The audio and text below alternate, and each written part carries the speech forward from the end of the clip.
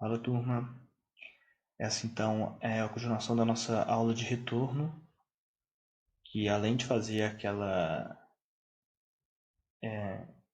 discutir os métodos, né, e o plano de trabalho, nós também temos que fazer uma rápida revisão sobre as aulas que nós já passamos sobre liberalismo e pensamento de Marx. Para aqueles que participaram presencialmente, são as mesmas aulas, só que agora muito mais pincelado, né? E para aqueles novatos, isso daqui é importante, porque vão ser as aulas que vão basear vocês sobre esses assuntos, além dos textos, obviamente, né? E também para aqueles que, porventura, já se esqueceram, é bom para uma espécie de revisão, inclusive já focado na avaliação 1, tá? Bom, pessoal, esse texto daqui, essa aula é baseada no texto, né, a aula sobre Introdução ao Pensamento Econômico, Liberalismo Clássico, Oferta e Demanda. Na verdade, nós vamos ver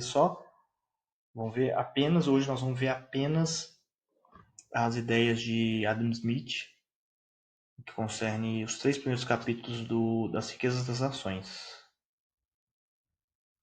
Não vamos falar sobre os outros assuntos, por ser só uma revisão. E para quem ainda não fez isso, faça rápido a leitura desses capítulos. Né? Acredito que todo mundo já tenha me entregado a resenha, mas se ainda estiver faltando alguma, lê esses capítulos para para essa aula fluir melhor, tá? Bom, essa parte daqui já passamos.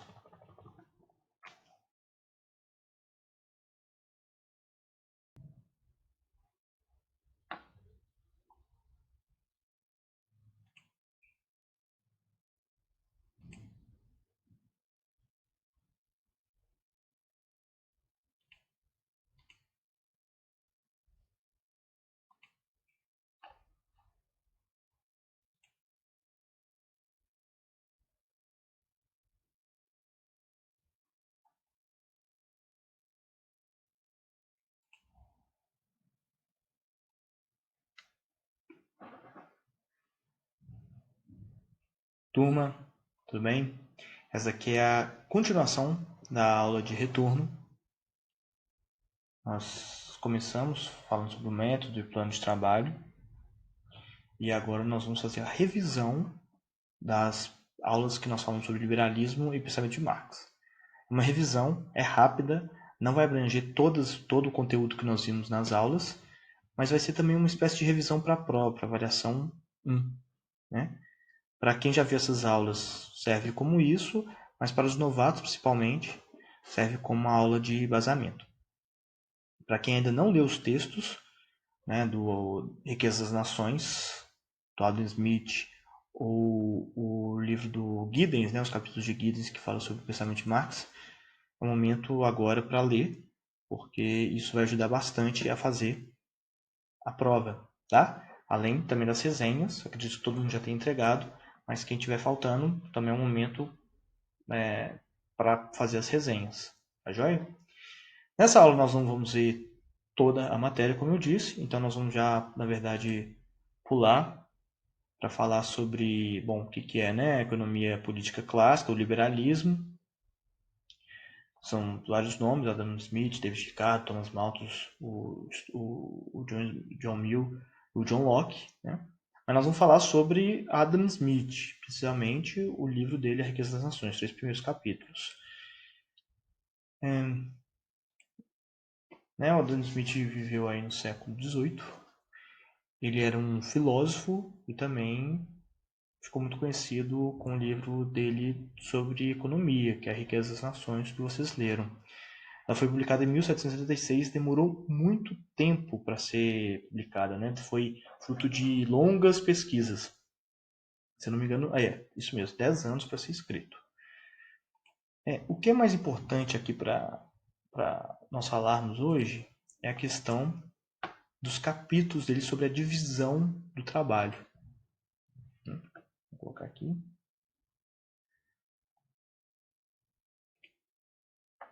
O capítulo 1, como vocês já devem ter lido, fala sobre a divisão do trabalho, definindo o que é né, os principais aspectos do que é uma divisão do trabalho.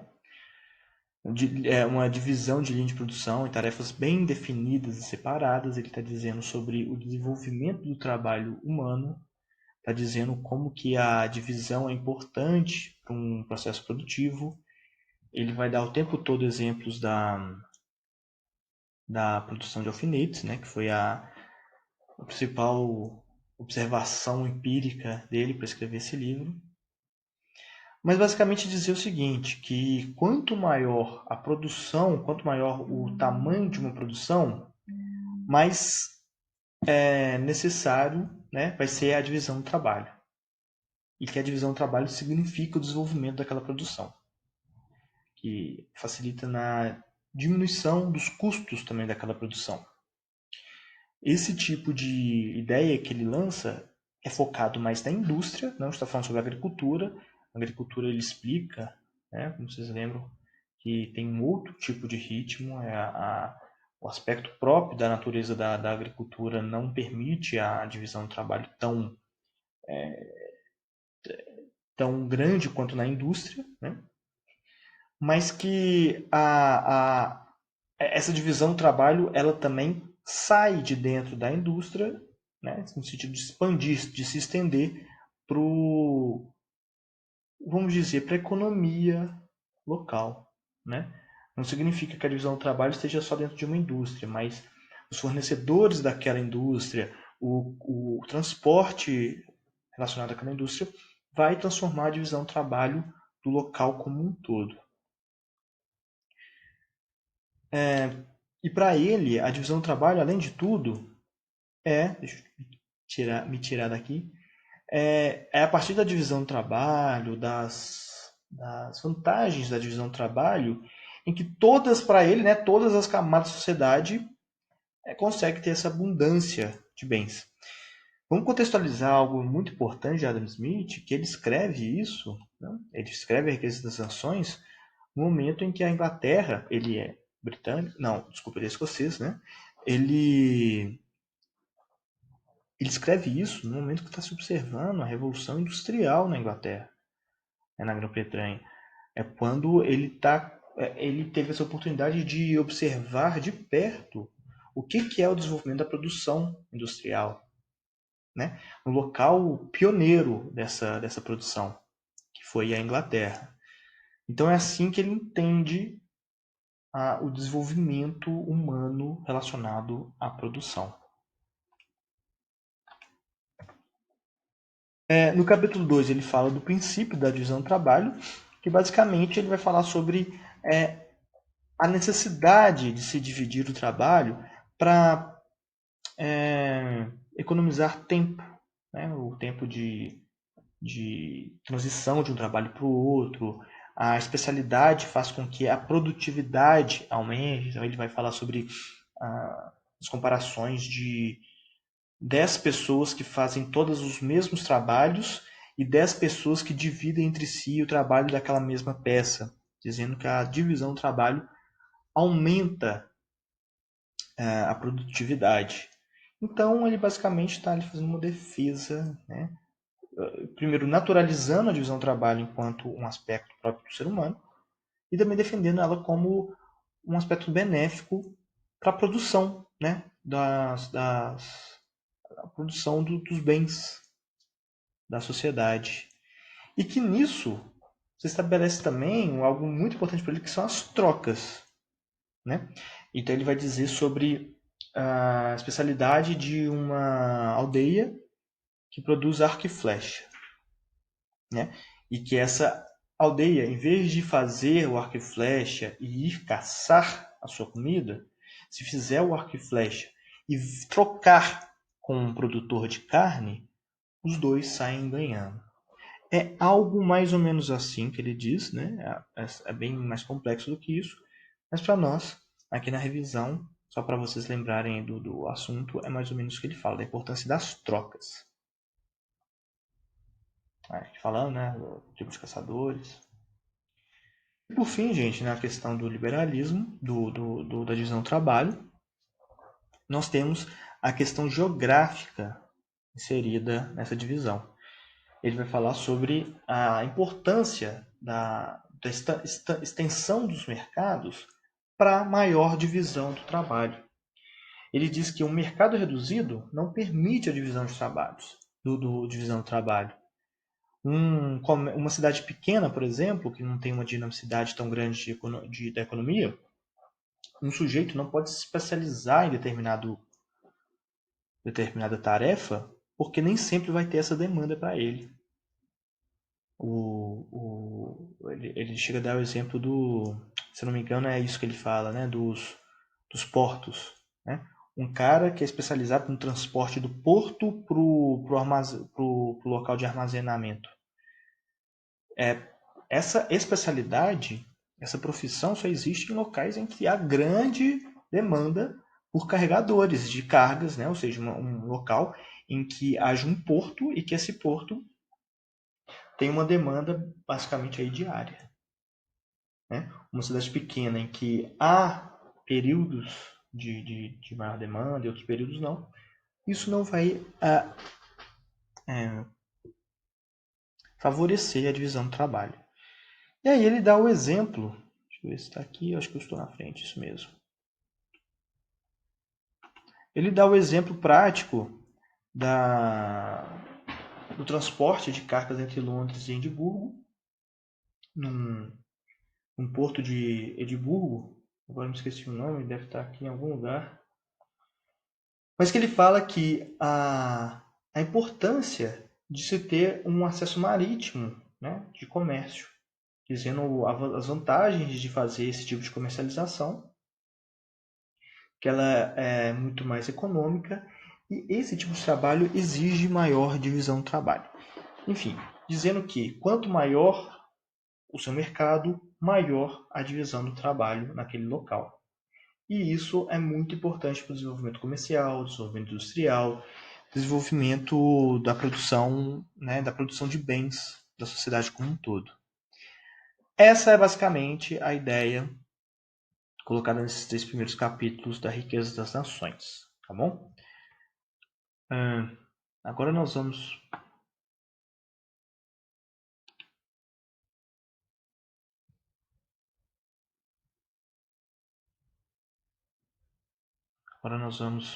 ver meu trabalho aqui, vamos lá.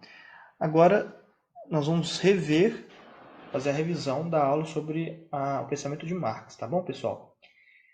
Também vou pular grande parte aqui, não vou falar sobre tudo. É baseado nos capítulos do Giddens, Moderna Teoria Social. Eu acho que eu já cheguei a falar para vocês que no semestre passado, a turma do semestre passado, eles foram recomendados a eles a leitura direta do Capital. O livro, né, o Capital, a Crítica da Economia Política, do Marx. Alguns capítulos dele. Só que eu achei assim a leitura um pouco pesada para entender a ideia de Marx. Então passar Giddens para vocês, né, esse livro que é um comentarista de Marx, e nesse livro, para quem resolver ter acesso ao livro todo, ele vai falar também dos outros sociólogos, né? É um livro que está mais focado para a questão sociológica de Marx, não vai aprofundar tanto na parte econômica, não vai aprofundar tanto na parte filosófica, vai ficar mais na parte social. Nesse mesmo livro ele fala sobre Max Weber, sobre Durkheim, que são os principais autores, né, que vão fazer as ciências sociais modernas. Mas, ao mesmo tempo, o Giddens ele não aprofunda na ideia principal que nós queremos tratar. Então, a importância de ler o texto é ter essa abrangência do que é a teoria de Marx. E aqui na aula eu pincelei as partes mais voltadas para a economia, visto que a nossa parte aqui é econômica, né? E aí, o resultado disso é essa aula aqui. Muito.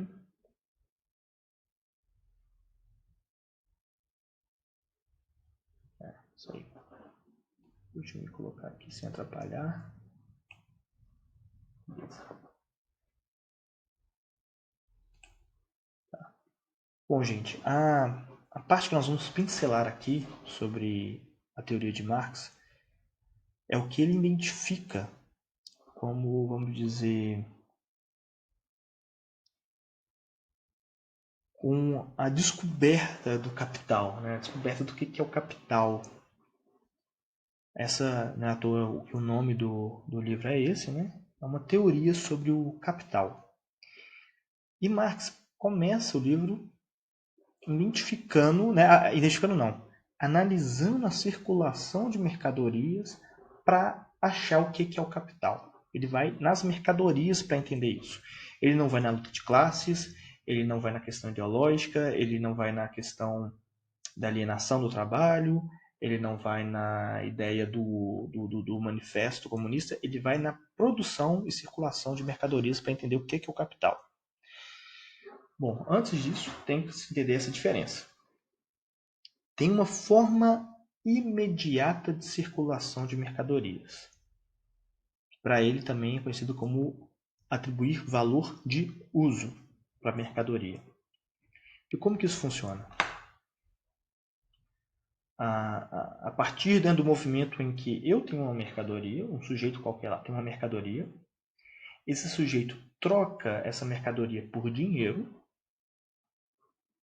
Com esse dinheiro, ele compra outra mercadoria. E aí, a mercadoria se realiza ali a partir do consumo. Isso é, eu sou produtor de grãos de milho, por exemplo. Eu produzi esse milho, vendo, né, troco esse milho por dinheiro no mercado, ganho dinheiro, recebo esse dinheiro e compro outra mercadoria, que é algo que, por exemplo, eu não produzo. Carne, por exemplo. Né? Isso, gente, é a forma imediata de circulação de mercadorias. Nela tem mercadoria, dinheiro, mercadoria. Não tem atenção aqui. Não tem produção de capital nessas relações. Tá? A existência de dinheiro não pressupõe a existência de capital. Lembrem disso. A tradução dessa forma daqui, né, seria vender para comprar. Eu vendo algo para poder comprar outra.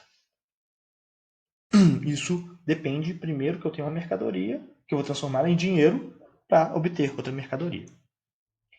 Essas formas de circulação de mercadorias existem ainda, mas com certeza não fazem parte da circulação do capitalismo, vamos dizer assim.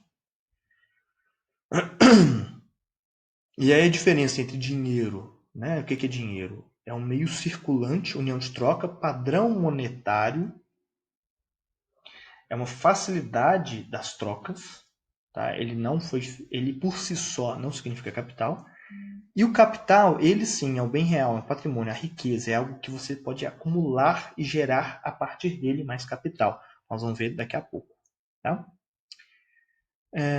Acabei de falar sobre que o ponto de partida do capital é a circulação de mercadorias, todo novo capital entra sendo como dinheiro. Assim, tá, o capital entra como dinheiro e o dinheiro é transformado em capital. Então, dinheiro não significa ser capital, mas capital pressupõe ter sido dinheiro antes disso, né?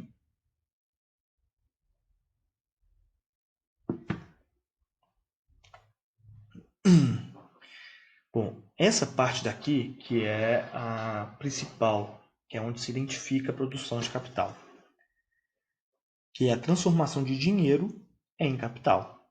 Nisso já se tem a atribuição do valor de troca. Tá joia? Nele, a relação é um pouco diferente. Pouco não, totalmente diferente. Em que você tem dinheiro, você compra uma mercadoria para vender essa mercadoria para transformar em dinheiro. Essa é outra lógica. Né? Ou seja, comprar para vender. Essa é a lógica. O dinheiro que circula desde o último modo transforma-se.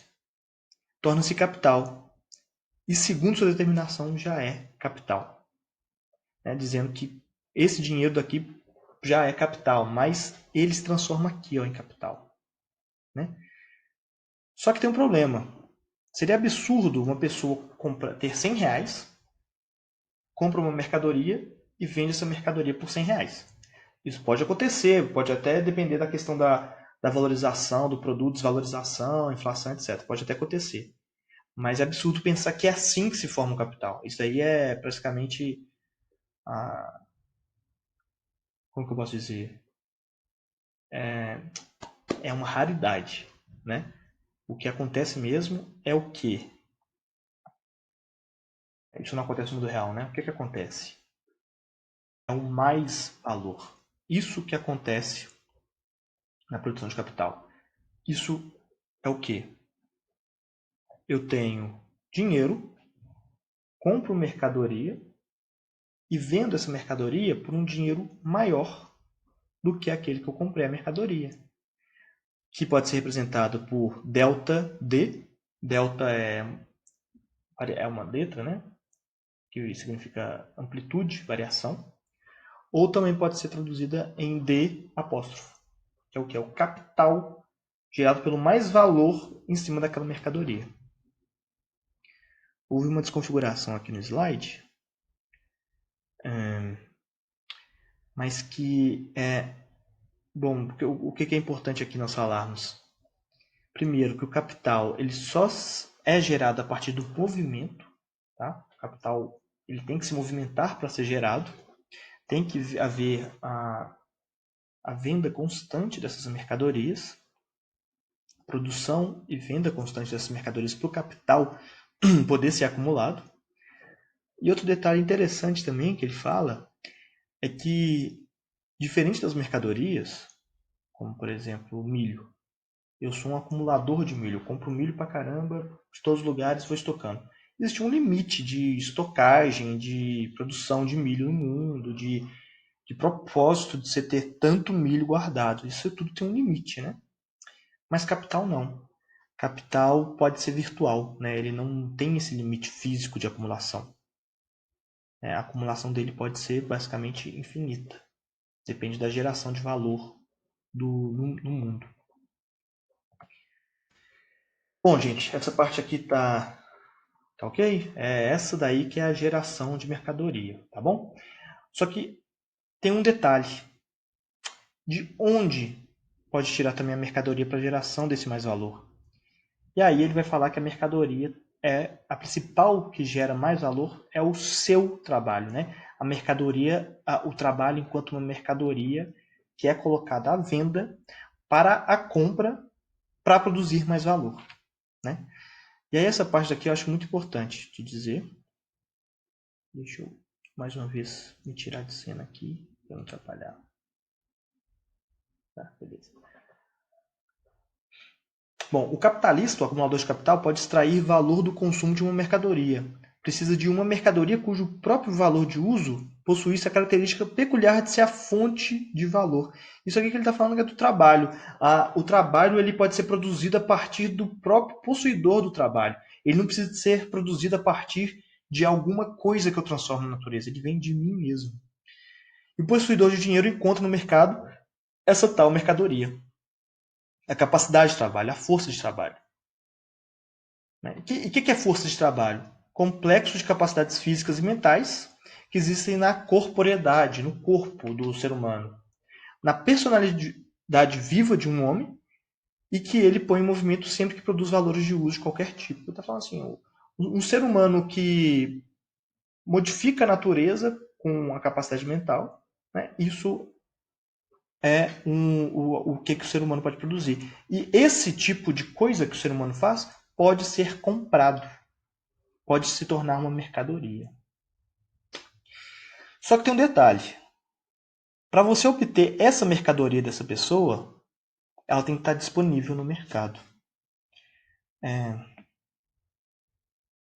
Pensa num camponês ou num artesão, em que ele tem lá o seu trabalho. Né? Ele produz lá a comida dele, ele produz os utensílios, né? No caso do artesão, produz lá seus utensílios. Ele está pegando o trabalho dele, produzindo e vendendo. fazendo a produção simples de mercadoria. Mercadoria, dinheiro, mercadoria. Ele produz uma coisa, vende no mercado para comprar outra. Ele não está à venda, porque ele já está utilizando o trabalho dele. Então, o que é necessário ser feito? Arrancar dele, nós podemos chamar também de expoliar, despossuir daquele sujeito os seus meios de trabalho para que ele possa ter uma mão de obra livre para mim. Né? E é isso, gente, o que aconteceu. Mais uma vez, eu estou atrapalhando aqui. Você tem aqui o camponês ou artesão. Ele trabalha sobre os meios de produção dele. O que seria um meio de produção aqui? Seria a terra, as ferramentas, as sementes do camponês, a água do camponês, esse conjunto, né? Do artesão, as ferramentas, a matéria-prima, até mesmo acesso aos mercados. Isso seria uma espécie de meio de produção deles. Disso, ele produz a mercadoria dele. Né? O camponês produz lá o alimento, o artesão produz os utensílios. Com essa mercadoria, ele transforma em dinheiro, trocando no mercado. E com isso, ele consegue ter as outras mercadorias que ele não produz. Igual eu falei, o milho se transforma em carne, né? Eu troco em carne. O artesão transforma... Ele fez lá um calçado, uma blusa que ele produz em comida. Isso é o que pode acontecer. O que você faz então? Você vai direto na... Você ataca o quê? O meio de produção dele. Retira o meio de produção dele. No caso do camponês, você retira as terras, né? Expolia as terras, toma as terras para si, tira o acesso livre às terras. No caso do artesão, tira o acesso à matéria-prima. Há uma série de coisas que você pode fazer para arrancar dele aquele meio de produção, para ele não ter mais acesso à produção própria de mercadoria. Aí ele para de ter acesso à mercadoria, para de ter acesso ao dinheiro. Logo, o trabalho dele agora, como é que ele vai fazer para conseguir dinheiro e mercadoria? Ele vai pular essas etapas de produzir a partir dos próprios meios de produção, de produzir as próprias mercadorias, e vai transformar o trabalho dele em mercadoria. Né? Esse é um processo de expropriação de camponeses e artesãos que chama acumulação primitiva. É um processo longo, duradouro, de ondas que isso acontece. Né? Na Inglaterra aconteceu com a lei dos cercamentos, que foi a tomada de terras comuns que tinha na Inglaterra. Nós vamos ler isso no texto da Verdana Shiva, que vocês vão ler aí para as outras economias, sobre esse processo histórico. Mas nós não vamos ler no caso, mas tem também o livro do David Harvey sobre o novo imperialismo, que ele fala sobre que esse processo é continuado até hoje e tem outros modos de se fazer isso, que é a despropriação, despossessão desse acesso ao meio de produção, e com isso você produz um exército industrial de reserva, que é o quê? Produzir pessoas desempregadas sem o acesso ao meio de produção. No Brasil, gente, a coisa é mais recente, se você pensar bem. Na década de 60, como nós vamos ver, com a Revolução Verde, nós vamos ver aí na segunda parte do nosso curso, você tem a tomada de terras de vários camponeses, de vários agricultores familiares que são obrigados a ir para a cidade e vender a mão de obra deles lá. No Brasil aconteceu isso, na Inglaterra também, no mundo todo aconteceu. Cada um no seu momento e cada um numa intensidade diferente. Bom, de outra forma, nós temos aqui esse tipo aqui de organização. Peraí. Aqui é bem... Aí. Bom, se você for lá e tirou, né? Voltando aqui. Aqui, né? Trabalho. Agora o camponês artesão só tem o trabalho. O burguês, o que é o burguês? É o sujeito que começou a fazer, é a classe, né, que começou a fazer aquele processo de produção de capital. Ele comprava mercadoria para vender a mercadoria mais cara. E aí começou a acumular riquezas. Ele começa a comprar os meios de produção. Alguns meios de produção até então não eram mercantilizáveis, não eram mercadorias, como a terra. A terra se tornou uma mercadoria e assim eles tiveram acesso a essa compra. Por exemplo, através da lei de cercamentos na Inglaterra ou aqui no Brasil, na lei de terras de 1850. São vários processos como eu disse, históricos, cada um no seu momento. Mas que isso libera trabalhos, né? E aí o burguês tem o acesso ao meio de produção, ele é dono do meio de produção, e ele precisa de comprar o trabalho do, do cara que era camponês, do cara que é artesão, mas que agora ele tem outro nome, é o proletariado. E o proletariado só tem aquele trabalho dele. O que ele vai ganhar em troca, né? É o que é o dinheiro que comprou o trabalho dele, é o salário. E com o salário ele consegue comprar as mercadorias necessárias para a vida. Né? Mas tem um detalhe interessante aqui. Um detalhe muito importante aqui nesse processo de produção de capital. Porque olha só. Lembra da relação D apóstrofo? Isso é, dinheiro, mercadoria, capital? Olha só ela acontecendo aqui nesse caso. O burguês tem o dinheiro para comprar o trabalho. Ele compra o trabalho do proletariado. Para comprar o quê? A mercadoria que é o trabalho dele. Essa mercadoria ela vai gerar mais valor. Né? Vai transformar a mercadoria, as outras mercadorias que o burguês comprou, por exemplo, as matérias-primas de algum tipo de produção, vai transformar, vai agregar valor e o burguês vai conseguir capital na venda do mercado. Ou seja, ele compra dinheiro que compra a mercadoria, que é o trabalho, para produzir capital para ele. Não tem como você conseguir mais capital no mercado se não houver a imposição de a agregação de valor a partir de a geração de valor a partir do trabalho. Então, se você compra, por exemplo, lá um monte de algodão, você tem aqui um monte de algodão, você pegou esse algodão, comprou ele e quer vender ele a preço maior no mercado, isso não faz sentido. O que você precisa fazer é transformar aquele algodão em tecido, por exemplo. E como é que você transforma isso em tecido? Trabalho. Ah, mas existem máquinas que fazem isso. Beleza, você pode até colocar máquinas, investir em máquinas, mas tem o trabalho do ser humano lá no meio, gerando mais valor. E como que o burguês consegue tirar proveito disso, sendo que ele está comprando essa mercadoria que é o trabalho? Aí sim vem a questão da mais-valia, que é o quê? O pagamento menor do que aquele que o trabalho gerou de valor. O seu trabalho gera um valor na mercadoria. Ele aumenta o valor daquela mercadoria. Esse aumento do valor que você fez não é pago. Né? Esse parte é paga para você, uma pequena parte é para você, a outra fica para o dono do meio de produção. Isso foi a análise sobre a mercadoria que Marx fez, para identificar o que é o capital. E bom, como que se mantém os preços baixos, né, do salário? Por que essa mercadoria sempre vai estar disponível no mercado e com preço baixo? E aí a questão da oferta e demanda, né? Porque você sempre vai ter pessoas desempregadas procurando, né, se encaixar nesse local. Sempre vai haver. Né? Propositalmente, estrategicamente, vai haver esse chamado exército de reserva. Nós podemos traduzir, né, gente,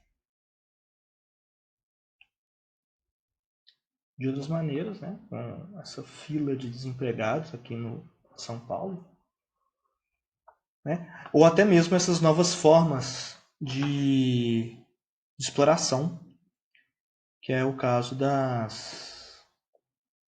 dos aplicativos, né, que tem sido essa discussão sobre formas automatizadas de exploração do trabalho. Uma vez que uma empresa agora, o meio de produção dela é um aplicativo, um algoritmo, né? Apenas com isso ela já consegue fazer todo o sistema de acumulação a partir disso, de geração de valor a partir disso, pagando pouco, né, para os seus trabalhadores. Essa outra parte aqui, gente, que é sobre biologia e consciência, essa parte, né, está falando sobre a infraestrutura e a superestrutura. E essa parte daqui, gente, eu vou voltar nela, se for o caso, mais à frente, uma discussão sobre mais relacionada à nutrição, né, sobre os hábitos alimentares, tentar fazer esse link, né, entre essa contribuição de Marx sobre o que ele fala sobre ideologia e consciência e sobre os hábitos alimentares na nossa sociedade, sobre o aspecto de obesidade e fome no mundo. Que é basicamente dizer que a infraestrutura da sociedade, o que é a infraestrutura? São as forças produtivas e as relações de produção, o modo de produção, o sistema capitalista, né? Essa infraestrutura influencia diretamente a superestrutura. A superestrutura é a ideologia. É o Estado, são as políticas públicas, é o direito, é a nossa forma de educação, nossa forma jurídica, nossas religiões. E que a superestrutura não modifica a infraestrutura, mas é a infraestrutura que modifica a superestrutura. Isso daí é algo que é muito importante de se pensar, de voltarmos aqui quando formos falar sobre hábitos alimentares, sobre como mudar ou como não é possível mudar as nossas formas de alimentação e os problemas relacionados à nutrição. Pessoal, essa daqui é, portanto, a aula de revisão, tá? Sobre liberalismo e marxismo. Algo bem rápido, né? Obviamente, nós temos que resumir uma aula em duas. Desculpa, ao contrário, duas aulas em uma. E para a próxima aula, ou seja, dia 6/8, lembrar que nós já vamos ter a aula sobre neoliberalismo, baseado no texto do David Harvey, está disponível para vocês no Drive. Então façam as resenhas, né? E postem lá no Moodle. Tá joia? Para a próxima aula já vai ser necessário postar a resenha no Moodle. Essa aula de revisão não precisa de resumo, não precisa de resenha, tá? Mesmo porque é a nossa de retorno, estamos ainda adaptando ao sistema, ao novo forma, né, de aula. E que na próxima aula sobre neoliberalismo eu já vou adiantar, né, dar outros avisos para vocês em relação às nossas avaliações. Tá bom, pessoal? Bom, espero que esteja tudo certo e qualquer coisa, entre na aula online para tirar dúvidas, para fazer comentários sobre o texto, tá joia? Fique à vontade para isso. Acho que é fundamental, quem puder, né, sempre priorizar a participação. Tá joia, gente? Até mais.